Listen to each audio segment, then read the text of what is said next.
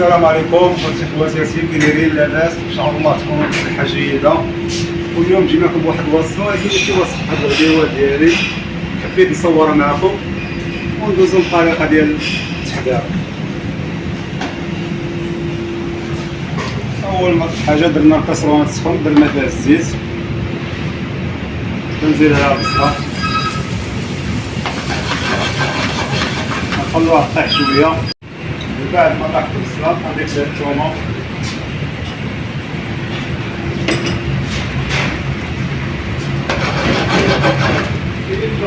كنضيف لها الدجاج،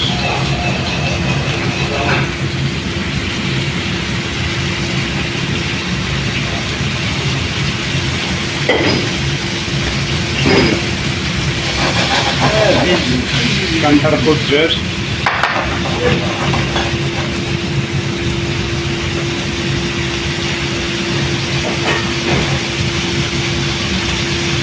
كنضيفو الخضار السلطو، الملح،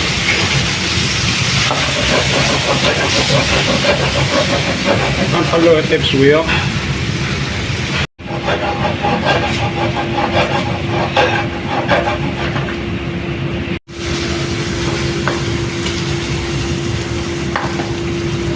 هنا كنضيف ربيع معدنوس،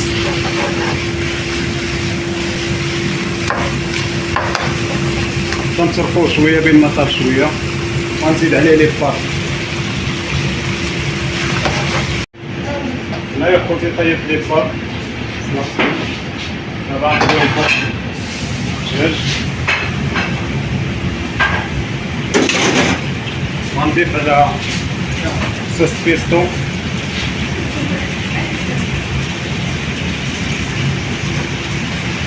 غنخلط كلشي.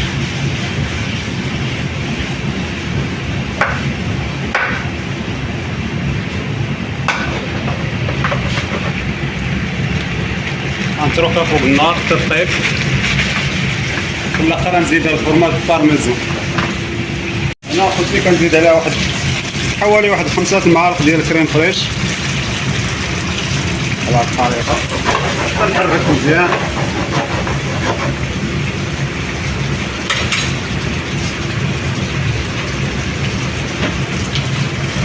وهنا كنضيف فرماج بارميزان على هاد الشكل. ما عندكوش البارميزان تقدر تعوضوه بالموتزاريلا. وهاد الغديوه ديالنا موجوده، دابا ندوز ندريسيها نتلاقاو من بعد. كيف ما كتشوفوا خوتي خواتاتي، ها الوصفه ديالنا ديال اليوم خفيفه ظريفه سهله ماهله، ونتمنى تعجبكم. ما تنساوش تبارطاجيو مع العائله والاصدقاء، وشي لايك وشي كومونتير زوين، وبالصحه والراحه.